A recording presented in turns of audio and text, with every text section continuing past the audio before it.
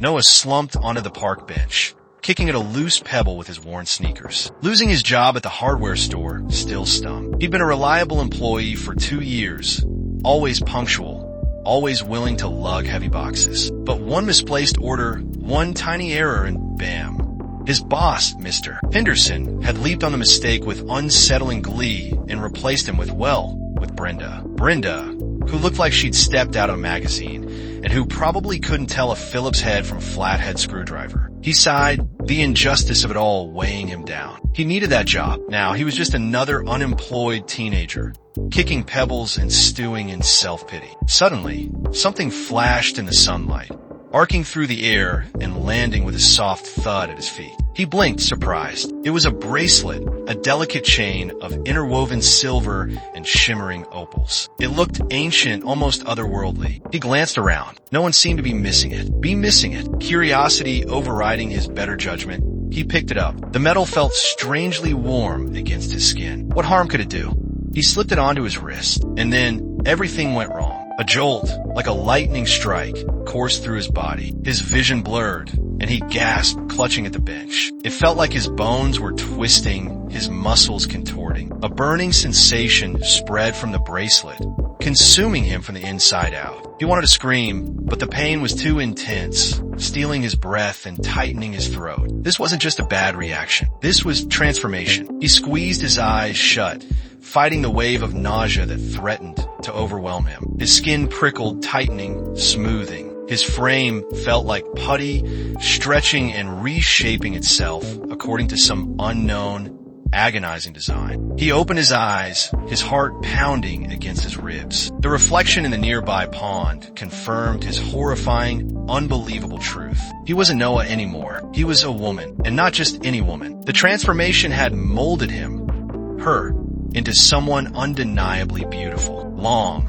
flowing hair framed a perfectly sculpted face, and her figure, well, it was the kind of figure that stopped traffic. Panic warred with a strange sense of elation.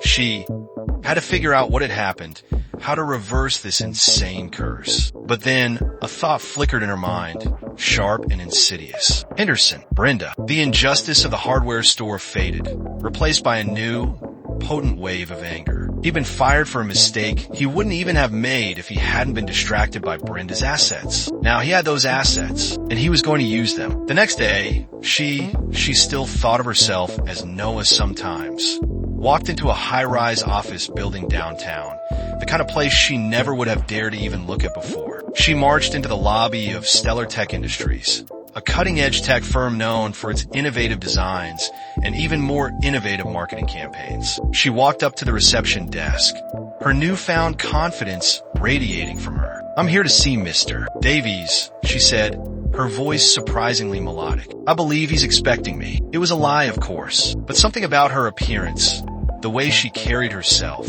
convinced the receptionist to buzz Mr. Davies' office. Within a week, she had landed a job as a marketing assistant, a position that paid almost twice what Mr. Henderson had given Noah. But that wasn't enough. Her transformation had given her more than just a beautiful face. It had given her an edge, a charisma that drew people in. Soon, she was the face of Stellar Tech, the model for their newest product line. Billboards featuring her image loomed over the city, and her name was on everyone's lips. She was no longer the awkward, overlooked boy from the hardware store. She was a star, but as the money piled up and the accolades poured in, a disquieting feeling began to gnaw at her. Was this truly what she wanted? Had she just traded one kind of exploitation for another? She was being celebrated for her beauty, used as a tool to sell products, just like she felt Brenda had been used to replace her at the hardware store. The bracelet, cool against her skin, served as a constant reminder of the price she had paid for this new life. It was a beautiful prison, and she desperately needed to find a way to break free.